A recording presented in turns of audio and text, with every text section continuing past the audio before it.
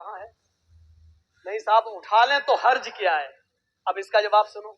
ارے ہم نے ہاتھ اٹھا کر دعا کر لی تو حرج کیا ہے؟ تو اب مجھے جواب دو, لیٹرین میں ہم نے کہہ دیا ہاتھ اٹھا کر اللہم انی اعوذ بک من الخبث والخبائث, تو حرج کیا ہے؟ مجھے اتنا بتا دو. اذان کے بعد ہم نے ہاتھ اٹھا کر دعا مانگ لی, اشہد ان لا الہ الا اللہ, حرج کیا ہے؟ مجھے بتا دو. یہاں آپ کو حرج لگتا ہے, مجھے قبرستان میں ہاتھ اٹھا کر دعا مانگنے میں حرج لگتا ہے. کیوں اسلام کو اپنے اور اپنے باپ دادا کے طریقے پر چلانا چاہتے ہو؟ اسلام چلے گا تو صرف فاطمہ کے باپ کے طریقے پر چلے گا. اسلام نہ تمہارے طریقے پر چلے گا, نہ میرے, نہ تمہارے باپ کے طریقے پر چلے گا, نہ مولوی جرجیز کے باپ کے طریقے پر چلے گا. اسلام چلے گا تو جناب محمد رسول اللہ کے طریقے پر چلے گا. آپ کو نماز پڑھنے کے بعد دعا سے کوئی نہیں روکتا. یقین مانیے نماز پڑھنے کے بعد آپ دعا کریے, ہم آپ کو نہیں روکتے ہیں. اچھا عمل ہے نماز پڑھنا, اور نماز کے بعد دعا مانگنا اچھا عمل ہے. مانگیے مانگیے, منع نہیں کیا جا رہا ہے. لیکن یہاں اللہ کے رسول سے ہاتھ اٹھا کر دعا مانگنا, اور نبی کے ہاتھ اٹھانے کے بعد صحابہ کا ہاتھ اٹھانا, اور نبی کا ہاتھ چہرے پر پھیر کر پہننا, اور اس کے بعد صحابہ کا بھی ہاتھ چہرے پر پھیر لینا, نبی کا دعا مانگنا اور صحابہ کا اس دعا پر آمین آمین کہنا, یہاں نماز کے بعد ثابت نہیں ہے. اس لیے آپ کو بھی ایسا نہیں کرنا ہے. اکیلے آپ جتنی لمبی دعا مانگنا چاہے مانگیں. آپ کی بیٹی بڑی ہے, شادی کے رشتے آتے ٹوٹ جاتے ہیں, نماز کے بعد دعا مانگیے, اللہ میری بیٹی کو کوئی دیندار رشتہ عطا فرما دے. آپ کی روزی روٹی میں برکت نہیں, اللہ مجھے میری روزی روٹی میں برکت دے. آپ کو جتنی دعا مانگنا مانگو, یہ 2 منٹ والی دعا کو رسم مت بناؤ میرے بھائی. امام صاحب نے کہا السلام علیکم ورحمۃ اللہ, السلام علیکم ورحمۃ اللہ, اللہم آمین آمین, پیچھے کا آمین آمین آمین آمین. یہ کون سی دعا ہے؟ اور 2 منٹ میں لا الہ الا اللہ محمد رسول اللہ. 2 منٹ میں تیری بھی ضرورت پوری ہو گئی, 2 منٹ میں اس کی بھی ہو گئی. وہاں امام کہہ رہا اللہ میری روزی روٹی میں برکت دے, آپ کہہ رہے ہیں آمین. ارے فائدہ تو امام کا ہو رہا, آپ کا کیا ہو رہا ہے مجھے بتاؤ. وہ امام تو اپنی دعا کر رہا ہے.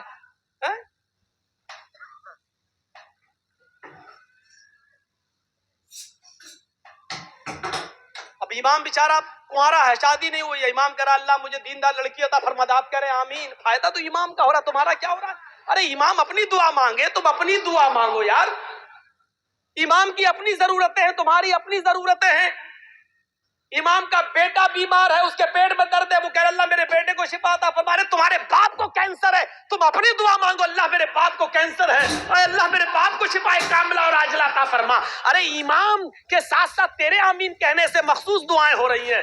امام تیرے لیے دعا نہیں کر رہا ہے, اور تم جو آمین آمین کہہ رہے ہو اس میں تمہارے لیے دعاؤں پہ آمین نہیں کہی جا رہی ہے. ارے تم اپنی دعا مانگو. امام کی ضرورت 2 منٹ میں پوری ہو رہی ہے, تمہیں کچھ زیادہ مانگنا ہے تم زیادہ مانگو. یہ کیا دعا ہے کہ جب امام کی ساری ضرورتیں پوری ہو رہی ہیں اسی وقت تمہاری بھی ہو رہی ہیں. 2 منٹ میں تمہاری بھی دعا ہو گئی, اس کی بھی دعا ہو گئی. اب ہم نے کچھ اور مانگنا تھا لیکن اب ہم نہیں مانگ پا رہے ہیں کیونکہ امام نے ہاتھ پھیر لیا, ہمیں بھی پھیرنا پڑ رہا ہے. اب ہمیں کچھ اور مانگنا ہے. میری بیوی ہمیں کچھ سمجھتی ہی نہیں ہے, آپ کہ اللہ میری بیوی کو میرا فرما بردار بنا دے. اب امام تو ہاتھ پھیر چکے تھے, اب کیسے دعا مانگے؟ اب مانگنا چاہ رہے ہیں لیکن ہاتھ گر بھی نہیں رہے ہیں, لیکن مجبوری میں پھیرنا پڑ رہا ہے.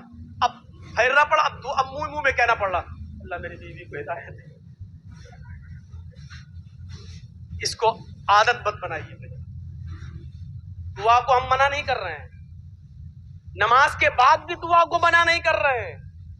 دعا کو ہم صرف اس لیے منع کر رہے ہیں کہ سلام پھیرنے کے بعد آدمی آزاد ہو گیا ہے. وہ اپنی دعا مانگے, آپ اپنی دعا مانگیے. وہ 2 منٹ مانگو, 5 منٹ مانگو, 10 منٹ مانگو, 15 منٹ مانگو, آدھا گھنٹہ مانگو. اور دعا تو میرے بھائیوں مجمع میں ہے, صحیح بتاؤں تو دعا کا حق ادا ہی نہیں ہوتا ہے. دعا کا حق ادا تو تنہائی میں ہوتا ہے, جب کوئی نہ دیکھ رہا ہو. 2 رکعت نماز پڑھ کے اپنے آپ کو سب سے چھپا کر رو رو کر آنکھوں سے آنسو بہا بہا کر دعا کی جائے, تب دعا کا مزہ کچھ اور ہے. میرے بھائیوں یہ دعا کا مذاق ہے. اللہ گاؤں میں بہت زیادہ لفڑا, اللہ میرے گاؤں میں برکت دے, اللہ میرے چودھری کو سمجھا دے, اللہ میرے آمین آمین. یہ دعا کا مذاق ہے یار, مت بناؤ مذاق. اتنا مذاق دعا کا کبھی نہیں بنایا گیا جتنا ہم دعا کا مذاق بنائے. ہاتھ اٹھا کر بھی مانگ سکتے ہو لیکن اکیلے تنہا. قبرستان میں دعا مانگنے کا حکم ہے اور ہر شخص کو دعا مانگنا چاہیے، لیکن وہاں ہاتھ اٹھانا ثابت نہیں ہے. وہاں صرف حکم یہ ہے استغفروا لاخیکم، اپنے بھائی کے لیے دعا کرو، صرف دعا ہے. اگر ہاتھ اٹھانا ہوتا تو اللہ کے نبی کہتے ہیں اپنے بھائی کے لیے دونوں ہاتھ اٹھا کر دعا کرو. اور یہ آتا کہ اللہ کے رسول نے فلاں فلاں کے دفنانے کے بعد آپ نے دونوں ہاتھ اٹھا کر دعا کی ہے، آتا حدیث میں، لیکن حدیث کی کسی کتاب میں نہیں آیا اللہ کے رسول نے کسی بھی صحابی کو دفن کرنے کے بعد اپنے ہاتھوں کو اٹھا کر دعا کی ہو، کہیں نہیں آتا ہے. ہاں یہ آیا کہ اللہ کے رسول نے قبر میں صحابی کو دفن کرنے کے بعد صحابہ سے فرمایا استغفروا لاخیکم، اپنے بھائی کے لیے دعا کرو. آپ چاہتے تو کہہ سکتے تھے میں دعا کر رہا ہوں آپ لوگ آمین آمین بولو، اللہ جس کا انتقال ہوا اس کے روح کو اعلی الین کے اندر جگہ عطا فرما، اللہ اس کے پسماندگان کو صبر جمیل عطا فرما. آپ چاہتے تو قبرستان میں سب دعا کر سکتے تھے، لیکن آپ نے نہ کی ایسے اور نہ لوگوں نے آمین کہا، بلکہ آپ نے سب کو حکم دیا کہ تم اپنے بھائی کے لیے دعا کرو. یعنی تم اپنی دعا کرو، ہم اپنی دعا کر رہے ہیں. دعا سب کریں لیکن الگ الگ کریں، اور ہاتھ اٹھانا یہاں ثابت نہیں ہے، اس لیے ہاتھ نہ اٹھائے. سیدھی سی بات ہے. اب پھر حکم یہ ہے کہ آپ کسی بھی میت کے لیے کبھی بھی کسی بھی وقت دعا کر سکتے ہیں، لیکن چند لوگوں کو اکٹھا کر کے میت کے گھر جا کر اس کو صبر کی تلقین کرنے کے بعد بھوج ووج کھانے کے بعد یا دعا کرنے کے بعد بھوج کھلایا جاتا ہے. مجھے نہیں معلوم آپ کے یہاں کیا ہوتا ہے. اور وہاں گھر پہ جانے کے بعد پھر امام صاحب دعا کرتے ہیں اور اس گھر کے سب لوگ آمین آمین کہتے ہیں. میرے بھائیوں بدعت ہے، بدعت ہے، بدعت ہے. اس بری رسم کو بند کریے، اس نوٹنکی کو بند کیجیے. میں اس کو نوٹنکی کہتا ہوں. اس نوٹنکی کو بند کیجیے. دعا آپ کیجیے. ارے بیوی اگر شوہر مر گیا ہے تو بیوی شوہر کے لیے دعا کرے، باپ مر گیا تو بیٹا شوہر اپنے باپ کے لیے دعا کرے. ارے صدقہ جاریہ سب سے بہتر یہی ہے کہ بیٹا اپنے باپ کو اپنی دعاؤں میں یاد رکھے، کچھ دعائیں اپنے لیے مانگے، پھر کہ اللہ میرے والد کو کی قبر کو نور سے بھر دے، اللہ میرے والد کی مغفرت فرما، اللہ میرے ماں باپ کے گناہ کو کی بخشش فرما، اللہ ان کی لغزشوں کو معاف فرما دے، اللہ تو ان کو جنت الفردوس میں جگہ عطا فرما. یہ ہے دعا. بیوی شوہر کے لیے دعا کرے، بیٹا باپ کے لیے کرے، باپ بیٹے کے لیے کرے، بھائی بہن کے لیے کرے، بہن بھائی کے لیے کرے. کس نے منع کیا ہے؟ اسی طریقے سے میرے بھائیوں یاد رکھیے گا، کوئی بھی کام ہو اگر شریعت کی روشنی میں ٹھیک ہے تو کریں. بہت سے لوگ کیا کرتے ہیں، بیٹے کا ختنہ ہو رہا ہے، کھانا دعوت کہتے ہیں صاحب آج دعوت ہے آپ کی، اس بات کی دعوت، بچے کا ختنہ کرنا. یاد رکھنا اسلام کے اندر صرف دو ہی کھانے کو جائز قرار دیا اور اس کا حکم ہے. ایک ولیمہ، شادی کے بعد بیوی جب گھر پہ آئے تو اس بیوی کے ساتھ ایک رات گزارنے کے بعد دوسرے دن ولیمہ کرنا. بہت سے لوگ یہ کہتے ہیں کہ بیوی کے ساتھ جب تک مجامعت یا ہمدردی نہ کر لی جائے ولیمہ نہیں. بیوی آ گئی، رات آپ اس کے ساتھ بیٹھ گئے، دو چار گفتگو ہو گئی، باتیں ہو گئیں، بس ہو گیا. اس کے بعد صبح ہو کر آپ ولیمہ کر سکتے ہیں. جائز آپ کے محبت اور ہمدردی ہو جائے اور اچھی بات ہے، ٹھیک ہے. اس کے بعد دعا کریں اور ولیمہ کر لیجیے. ایک تو ولیمہ سنت ہے. دوسری بات سن لیجیے، لڑکی والے کے یہاں کھانے کا کوئی ثبوت نہیں ہے. جس کو چور اور ڈاکو بن کے جانا ہو وہ جائے. لڑکی والے کو نہ کھلانے کا حکم ہے، نہ لڑکی والے کے یہاں زبردستی بیٹھ کر کھانے کا حکم ہے، نہ شریعت نے لڑکی والے کو کھلانے کا مکلف بنایا ہے. ولیمے کو سنت کہا ہے. ایک صحابی اللہ کے نبی کے پاس آئے، آپ نے دیکھا ان کے کپڑوں پر کچھ پیلا پن ہے، جعفران لگی ہوئی ہے، خوشبو آ رہی ہے. آپ نے کہا یہ کیا؟ کہ اللہ کے نبی شادی. اچھا طیبہ سے یا باقرہ سے، کنواری یا شادی شدہ تھی، طلاق شدہ؟ اللہ کے نبی باقرہ تو نہیں ہے کنواری، لیکن ہاں بیوہ سے شادی کی. ایسا کیوں کیا؟ کنواری سے شادی کرتے. تو اللہ کے نبی میرے ماں باپ کا انتقال ہو چکا ہے اور وہ اس دنیا میں نہیں ہے، میری چھوٹی چھوٹی बहनें हैं, मेरी छोटी छोटी बहनें हैं। میں نے سوچا کہ ایک ایسی عورت سے نکاح کروں جس کو بچے پالنے کی مہارت ہو، تجربہ ہو، تاکہ وہ میری بہنوں کی اچھی تربیت کر سکے۔ اس مقصد سے میں نے کہا۔ آپ نے کہا اچھا کوئی بات نہیں، ولیمہ کیا؟ کہا نہیں۔ آپ نے کہا ولیمہ کرو، یہی حکم ہے، اولم ولو بشاۃ، ولیمہ کرو، اگر زیادہ طاقت نہیں تو ایک بکری کا کرو، لیکن کرو۔ ولیمہ کرنے سے لوگوں کو پتہ چل جائے گا کہ اس کی شادی ہوئی ہے، یہ لوگ ناجائز طریقے سے نہیں رہ رہے ہیں، جائز ولیمے کا حکم ہے، ولیمہ کرنا چاہیے۔ ایک یہ کھانا اس کا حکم موجود ہے، اور دوسرا عقیقہ۔ عقیقے کی دو شکلیں ہوتی ہیں۔ دو شکلیں یہ ہیں کہ 7ویں دن جب آپ بچے کا عقیقہ کریں تو محلے کے لوگوں کو آپ بلا کر اپنے گھر کھلا بھی سکتے ہیں، لیکن محلے والوں کو بلانے کے ساتھ ساتھ غریبوں کا خیال رکھا جائے۔ ایسا نہ ہو کہ صرف امیر آئیں اور غریبوں کو نظر انداز کر دیا جائے، کیونکہ غریبوں کا حق زیادہ ہے اس میں۔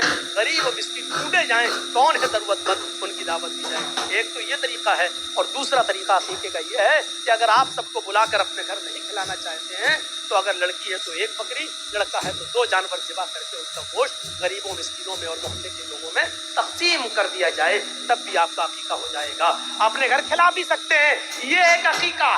عقیقے کے علاوہ، ولیمے کے علاوہ اور کوئی کھانے کا حکم اور ثبوت نہیں ہے حدیث کے اندر۔ یہاں تک کہ کوئی حاجی حج کر کے آتا ہے اور وہ خوشی میں اپنے گاؤں والوں کو کھلاتا ہے، اس کا مطلب یہ ہے کہ وہ اپنے حج کی ریا اور نمود کر رہا ہے، دکھاوا کر رہا ہے، لوگوں کو یہ بتا رہا ہے کہ دیکھو میں حج کر کے آیا ہوں، اس خوشی میں لوگوں کو کھانا کھلا رہا ہوں۔ حاجی کو حج کا کھانا بھی نہیں کھلانا چاہیے۔ اگر ایسی عبادتوں پر کھانا کھلانا جائز ہوتا تو پھر نمازی کو نماز پڑھ کے آنے کے بعد بھی کھلانا جائز ہوتا، پھر عید کی نماز پڑھ کر بھی کسی کو دعوت دے تو اس کی دعوت بھی جائز ہوتی۔ میرے بھائیوں، کیونکہ یہ عبادت ہے، اور پھر عبادت پر پھر ایک عام رسم بن جائے گی۔ پھر زکات دینے والا زکات دینے کی خوشی میں کھلائے گا، لو آج ہم نے اتنی زکات دی۔ پھر رمضان کا روزہ رکھنے کے بعد 30 روزے پورے ہونے کے بعد پھر لوگ کی دعوت دے، او میں نے 30 روزے رکھ لیے، لو۔ حج بھی ایک عبادت ہے، جب ان عبادتوں پر آپ کسی کو کھانا نہیں کھلاتے ہیں تو حج پر بھی آپ کسی کو کھانا نہیں کھلا سکتے۔ جب حج جیسی عبادت پر کھانا نہیں کھلا سکتے تو پھر ختنے کا کھانا کیسے جائز ہو سکتا ہے؟ میرے پیارے ساتھیوں، ختنے کا کھانا جائز نہیں ہے، نہ ختنے کی دعوت جائز ہے۔ ہاں، اگر عقیقے والے دن ہی آپ بچے کا ختنہ کر رہے ہیں تو لوگوں کو عقیقے کی دعوت دیجیے، ختنے کی دعوت مت دیجیے، اور یہ کہیے کہ ہمارے یہاں عقیقہ ہو رہا ہے، عقیقے کا کھانا کھائیے، اور میں ختنے کا نہیں۔ ختنے کی اگر کوئی دعوت دیتا ہے تو آپ اس دعوت کو ریجیکٹ کریے، اور اس ختنے کی دعوت میں آپ مت جائیے، کیونکہ ختنے کی دعوت میں شرکت کرنا جائز نہیں ہے۔ میرے پیارے ساتھیوں، ہم نے کیا کیا اپنے آپ کو؟ بس حرام کھاتے جا رہے ہیں کہ اللہ میں حرام کھانے سے بچا لے۔ ساری برائیاں، ہم شراب پیتے جا رہے ہیں، پھر کہ اللہ ہمیں شراب کی لت لگ گئی، اللہ ہمیں شراب سے بچا لے۔ اللہ کے بندے پہلے سب کچھ چھوڑ پھر دعا کر۔ اللہ کے بندے پہلے حرام چھوڑ اور حلال کھا، اور اس کے بعد دعا کر کے اللہ مجھے اب جو حلال کھایا ہے اسی پر قائم رکھنا، اے اللہ حرام کا لقمہ میرے حلق کے نیچے نہ اترنے پائے۔ اب دعا کرو، حرام کھاتے جاؤ اور دعا کرو اللہ حرام سے بچا لے۔ شراب پیتے رہو اور دعا کرو اللہ شراب سے بچا لے۔ بے پردگی کے ساتھ ہماری ماں بہن بیٹیاں نکلتی رہو، دعا کرے اللہ ہمیں پردہ کرنے کی توفیق عطا فرما۔ زندگی میں نہیں ملے گی ایسی توفیق۔ ان اللہ لا یغیر ما بقوم حتی یغیروا ما بانفسہم۔ اللہ کسی قوم کی حالت اس وقت تک نہیں بدلتا جب تک کہ کوئی قوم اپنی حالت کو خود بدلنے کی فکر نہیں کرتی ہے۔ پہلے ہمیں چینج ہونا پڑے گا، پہلے ہمیں بدلنا پڑے گا۔ پہلے زمانے کی عورتیں اگر اپنے بچوں کو بد دعا بھی دیتی تھی تو اس میں بھی دعا نکلتی تھی۔ بچہ شرارت کر رہا ہے، کبھی یہ کبھی وہ کھایا پھینک دیا، کبھی ماں پریشان، ہائے ہائے ہائے، ماں پریشان، اور ماں نے غصے میں اپنے انداز میں بد دعا دی، لیکن آپ اس کو بد دعا نہیں کہہ سکتے ہو۔ جب دیکھا کہ بچہ بہت شرارت کر رہا ہے تو بد دعا دیتے ہوئے کہا اللہ تجھے کعبے کا امام بنا دے۔ غصے میں بد دعا بھی دی تو اس میں بھی دعا چھلک رہی تھی، یعنی اس زمانے کی عورتوں کو غصے میں بھی ایسی بد دعائیں نہیں معلوم تھی کہ جو بچوں کی زندگی تباہ کر دیں۔ ہماری ماؤں کی زبان سے کیا نکلتا؟ کتے مر جاؤ، پریشان کر کے رکھ دیا۔ اب کتا کہتی جا رہی ہے، اب یہ نہیں سوچ رہی کہ کتے کی اماں کون ہوئی، لیکن کہہ رہی کتے مر جا، اور پتہ نہیں کیا کیا وہ کہہ دیتی ہے۔ ایک بچہ شرارت کر رہا ہے اور جب تنگ آ گئی ماں تو غصے میں روتے ہوئے کہتی چل اللہ کرے تجھے کعبے کا امام بنا دے، اور پتہ نہیں کون سی گھڑی میں یہ دعا نکلی اور عرش والے نے اس کو قبول فرمائی، اور وہ بچہ پھر کعبے کا امام بن کر نکلا، اور ایسا امام بنا کہ آج جس کو آج سدیس کے نام سے یاد کیا جاتا ہے، قاری سدیس، یہ کعبے کے جو امام آج بھی موجود ہیں، یہ اسی ماں کی دعا کا نتیجہ ہے جو اس نے غصے میں دی تھی، اور اللہ نے اس بچے کو کعبے کا امام بنایا جو آج بھی کعبے کا امام۔ ضرور اس ماں نے اپنی حلق کے نیچے کبھی حرام لقمہ نہیں اتارا ہوگا، اگر حرام لقمہ کھایا ہوتا تو یہ دعا قبول نہ ہوتی۔ ضرور اس ماں کی رگوں میں حلال خون دوڑ رہا تھا، اور حلال خون دوڑنے کی دعا کا نتیجہ تھا کہ وہ بچہ کعبے کا امام بنا۔ اگر آپ چاہتی ہو کہ ہمارے بچے ابن تیمیہ بنے، ہمارے بچے ثناء اللہ امرصری بنے، ہمارے بچے ابن قیم بنے، ابن الجوزی بنے، ہمارے بچے احمد ابن حنبل بنے، ہمارے بچے امام مالک کی طرح بنے، تو آئے میری ماں بہنوں، تمہیں اپنی رگوں میں حلال خون دوڑانا پڑے گا، حلال روزی کھانا پڑے گی، رزق حلال کا اہتمام کرنا ہوگا۔ آدھی روٹی صحیح لیکن حلال، بھوکا سو جانا گوارا ہے لیکن حرام لقمہ کھانا گوارا نہ ہو، تب تمہارے کوکھ سے پیدا ہونے والے بچے ابن تیمیہ بنیں گے، ابن قیم بنیں گے، ثناء اللہ بنیں گے، امام مالک بنیں گے، احمد ابن حنبل بنیں گے، تب بنیں گے۔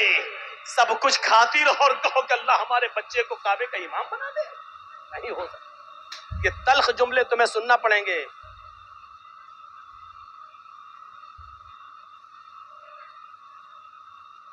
سننا پڑیں گے تلخ جملے۔ تصور کرو کیا تھا وہ جذبہ، سمیہ شرمگاہ میں نیزہ داخل، ہاتھ پیچھے سے بندھے، اور پھر بھی اس حالت میں کیا دعا کر رہی ہے۔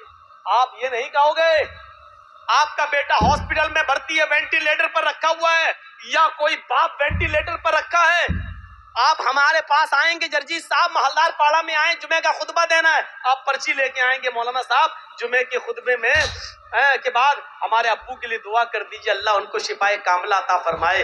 ایسے موقع پر بھی آپ کو اس دعا کی فکر ہوگی کہ ہمارے ابو کے لیے دعا کرو کہ اللہ ان کو شفا دے، لیکن اس موقع پر دعا یہ نہیں ہوگی کہ اللہ رب العالمین سے یہ دعا کیجئے کہ میرے باپ کا خاتمہ ایمان پر ہو، وہ اس دنیا سے جائے تو گناہوں سے پاک و صاف جائے، اللہ میرے باپ کو گناہوں سے توبہ کرنے کی توفیق عطا فرما۔ یہ دعا آپ نہیں کروائیں گے مسجد کے امام سے اور جرجیت صاحب سے، آپ دعا یہ کروائیں گے کہ کہو اللہ تعالیٰ ان کو شفائے کاملہ اور عاجلہ عطا فرمائے۔ میں یہ نہیں کہہ رہا ہوں کہ یہ دعا کرنا غلط ہے، جائز ہے، لیکن سنو حضرت سمیہ نے اس موقع پر یہ نہیں کہا اللہ میری حفاظت فرما، اللہ اس نے نیزہ مارا ہے تو مجھے شفا دے، اللہ میری شرمگاہ میں جو زخم ہو گیا ہے اس کو ٹھیک کر دے، اس نے یہ دعا نہیں کی، اس نے دعا یہ کی یا ربی ثبت قدمی علی دینک، اے اللہ اپنے دین پر، اللہ ایمان پر میرے قدم کو ثابت رکھ دے، اے اللہ ایسا نہ ہو کہ اس کی تکلیفیں مجھ سے میرا ایمان چھین لیں۔ یہ کیا چیز تھی؟ یہ ایمان تھا، یہ ایمان تھا۔ یہ کون سا جذبہ تھا؟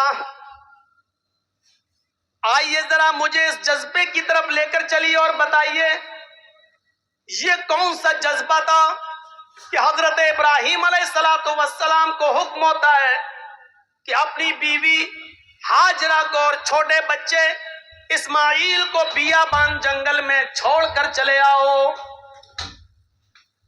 ابراہیم علیہ السلام اپنی بیوی ہاجرہ کو اور اس بچے کو لے کر جا رہے ہیں، اس وقت تک بیوی کو پتا نہیں کہ یہ مجھے لے کے کہاں جا رہے ہیں، میرا شوہر ہے جہاں جا رہا ہے میں بھی جاؤں گی، میرا شوہر ہے مجھے ان کے ساتھ چلنا ہے، میرے پتی ہے مجھے ان کے ساتھ جانا ہے۔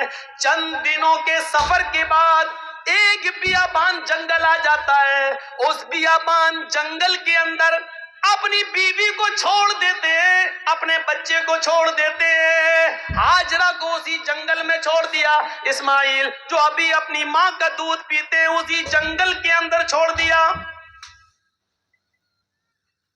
تھوڑی دیر بیٹھتے ہیں، سستاتے ہیں اور پھر وہاں سے جانے لگتے ہیں۔ اس منظر پر ذرا غور کیجئے میرے ساتھیوں، یہ منظر ہمیں کچھ اور بتاتا ہے۔ اس بیابان جنگل میں چھوڑ دیا۔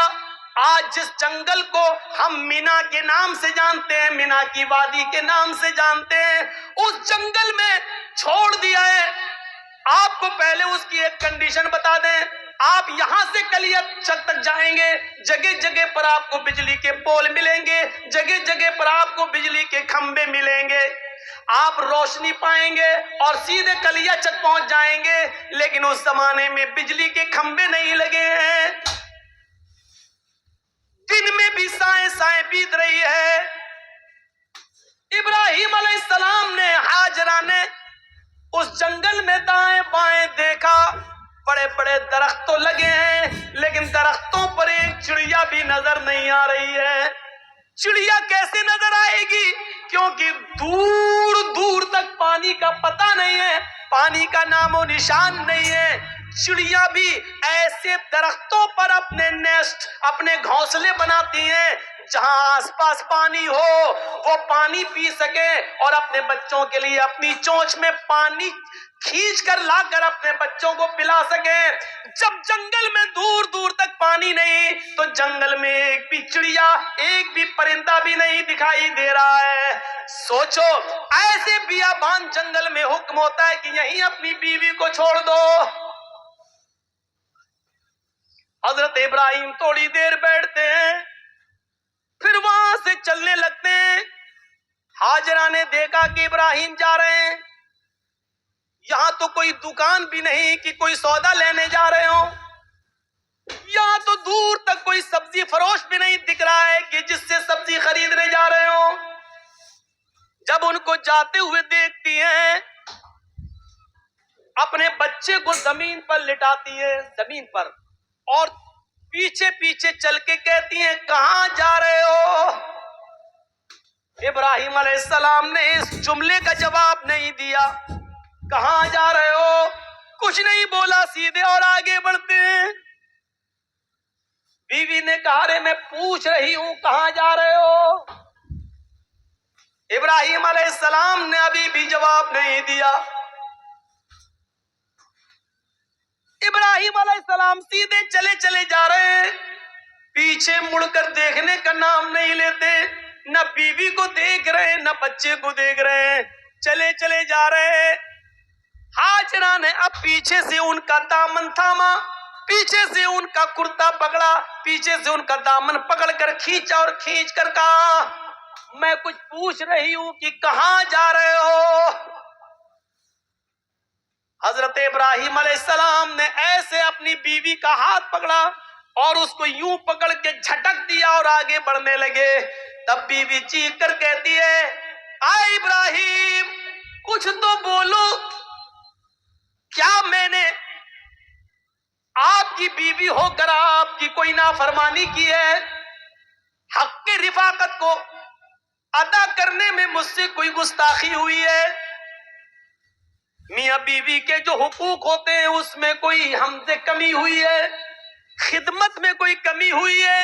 آپ کی سیوا میں کچھ کمی ہوئی ہے؟ مجھ سے کوئی لغزش ہوئی ہے جو اس بیابان جنگل میں مجھے اور اس بچے کو اکیلے چھوڑ کے جا رہے ہو؟ ابراہیم علیہ السلام کی آنکھوں میں آنسو آ گئے، لیکن آنسوؤں کو زمین پر نہیں گرنے دیا، آنکھیں چڑھا لی، نظریں آسمان پہ ڈالی اور آنکھوں سے گرنے والے آنسوؤں کو آنکھوں ہی میں پی گئے، اس کا ایک قطرہ بھی زمین پر نہیں گرنے دیا۔ پھر اس کا بھی جواب نہیں دیا، آگے بڑھتے گئے۔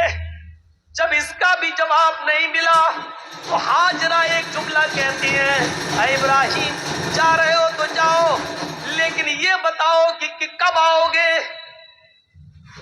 ابراہیم علیہ السلام کے پاس اس بات کا بھی جواب نہیں، کچھ نہیں بول رہے، آگے بڑھتے چلے جا رہے ہیں۔ خوشی خوشی لائے، اچھی باتیں کرتے ہوئے لائے، بیوی سے پیار بھری باتیں کرتے ہوئے لائے، لیکن جب جنگل میں چھوڑا तो ऐसे पीठ फेर ली जैसे ये मेरी बीवी ही ना हो।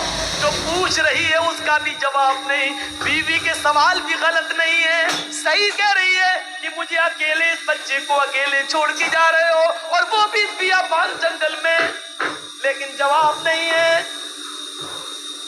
आगे और बढ़ते हैं तो लास्ट में बीवी कहती है, हाजरा, इब्राहिम, जब तुम जवाब ही नहीं दे रहे हो, ये भी नहीं मालूम कि कब आओगे, शाम तक आओगे, कल आओगे, 2 दिन बाद आओगे, 1 हफ्ते के बाद आओगे, 1 महीने के बाद आओगे, 1 साल के बाद आओगे, या आओगे ही नहीं। किसी भी सवाल का जवाब जब तुम्हारे पास नहीं है तो मैं इसको क्या समझूं? इसका भी जवाब नहीं। कहती है, इब्राहिम, मैं आपकी बीवी हूं, मैं आपकी अमानत हूं, पता नहीं आप कब आए, अपनी इस अमानत को किसके हवाले करके जा रहे हैं, ये तो बता दो। आप 10 साल के बाद आए, 20 साल के बाद आए, 1 साल के बाद आए, 2 साल के बाद आए, और अगर मैं जिंदा रहूं और मेरी इज्जत व आबरू न बच सके, जैसे एक बादशाह ने मेरी इज्जत व आबरू से खिलवाड़ करना चाहा, लेकिन अल्लाह की मदद की वजह से वो नहीं कर सका। वो अगरचे सारा थी, दूसरी बीवी थी, और उसके बदले में फिर उसने हमें भी दे दिया एक लौंडी की शक्ल में, जिसको आपने अपनी बीवी बना लिया। इब्राहिम, मुझे ये बताओ कि अपनी इस अमानत को किसके सुपुर्द करके जा रहे हो? अगर मेरी इज्जत व आबरू महफूज न रही, मुझे किसके सुपुर्द करके जा रहे हो?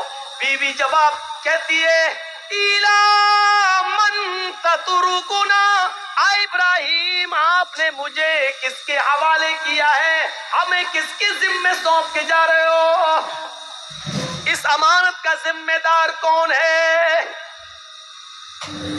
जब हाजरा ने ये कहा, कुरान के अल्फाज, इला मन ततरुकुना, आपने मुझे किसके सुपुर्द किया है, आपने मुझे किसके हवाले किया है, तब इब्राहिम अलैहिस्सलाम अब इसका जवाब देते हैं, लेकिन हाजरा की तरफ देख कर नहीं, बच्चे की तरफ देख कर नहीं। अगर पीछे घूमूंगा बीवी की शक्ल दिखेगी, मासूम बच्चे को देख लूंगा, तो कहीं बीवी की और बच्चे की मोहब्बत मेरे दिल में ना आ जाए, और फिर मैं जिस काम के लिए अल्लाह के हुक्म से जा रहा हूँ उस काम से कहीं मैं रुक न जाऊं। ईमानी ताकत देखिए, ईमानी ताकत की वजह से वो बीवी को नहीं देख रहे हैं, बच्चे को नहीं देख रहे हैं। बीवी की मोहब्बत है, बच्चे की मोहब्बत है, लेकिन ईमान की ताकत देखिए। क्या कहते हैं, न बीवी को देखना गवारा, न बच्चे को देखना गवारा, और बीवी कह रही है कि मुझे किसके सुपुर्द करके जा रहे हो? इस जंगल में तो चिड़िया भी नहीं है, हमें इस जंगल में रात होगी, खतरनाक जानवर भी तो आ सकते हैं, मेरा क्या होगा? मुझे बताओ, मुझे किसके सुपुर्द करके जा रहे हो? इब्राहिम अलैहिस्सलाम ने कदम आगे बढ़ाते बढ़ाते, चलते चलते जवाब दिया, इल्लल्लाह, आए मेरी बीवी, मैंने तुझे और तेरे इस बच्चे को, मैंने तुझे और अपने इस बच्चे को अल्लाह के सुपुर्द कर दिया, अल्लाह के हवाले कर दिया है। यानी अल्लाह ने मुझे छोड़ने का हुक्म दिया, मैंने अल्लाह के हुक्म से तुझे छोड़ा, इस बच्चे को छोड़ा। मैं कहाँ जा रहा हूँ मुझे पता नहीं, अल्लाह जहाँ ले जाएगा मैं जाऊंगा, जो हुक्म देगा मैं करूंगा, कब आऊंगा इसका भी कोई पता नहीं, जब तक उसकी इजाजत हुक्म ना होगा मैं नहीं आऊंगा। आए मेरी बीवी, मैंने तुझे और इस बच्चे को अल्लाह के सुपुर्द कर दिया है, अल्लाह के हवाले कर दिया है। अब इब्राहिम अलैहिस्सलाम की बीवी का भी जवाब सुनो। जब देख लिया कि मेरे शौहर ने मुझे अल्लाह के सुपुर्द कर दिया, तो उसके ईमान की कैफियत देखो। अब हाजरा के अंदर भी अल्लाह का नाम सुनकर जो ईमान पैदा हुआ, जो ईमानी ताकत आई, अब उस जंगल के खतरों से नहीं डर रही है, उस बियाबान जंगल से नहीं डर रही है, उस जंगल के अंदर रात में कितने खतरनाक जानवर आएंगे उनसे नहीं डर रही है। इब्राहिम से कहती है, जब आपने मुझे अल्लाह के सुपुर्द कर दिया, अल्लाह के हवाले कर दिया, चाहिए अब आपको रुकने की जरूरत नहीं है। इज़न ला युज़िउदल्लाहु अबदा। इब्राहिम, میری طرف سے اور بچے کی طرف سے بے فکر ہو جائیے، چنتا مت کریے، گھبرائیے نہیں، اللہ ہم کو ضائع نہیں کرے گا، اللہ ہم کو برباد نہیں کرے گا، اللہ ہمارا نقصان نہیں کرے گا، کیونکہ آپ نے مجھے اللہ کے حوالے کر دیا ہے، اللہ کے سپرد کر دیا ہے۔ یہ ہوتی ہے ایمان کی طاقت جو آج ہمارے اندر نہیں ہے۔ یہ ایمان جب ہمارے اندر نہیں ہے تو ذلت تو آئے گی، رسوائی تو آئے گی۔ اللہ نے اسی ایمان کے بارے میں کہا تھا وَلَا تَهِنُوا وَلَا تَحْزَنُوا وَأَنْتُمُ الْأَعْلَوْنَ إِن كُنتُم مُّؤْمِنِينَ۔ ہم عزت دیں گے، بلندی دیں گے، لیکن ایمان پہلے پیدا کرو اپنے اندر، مومن بن کر دکھاؤ۔ ہاجرہ نے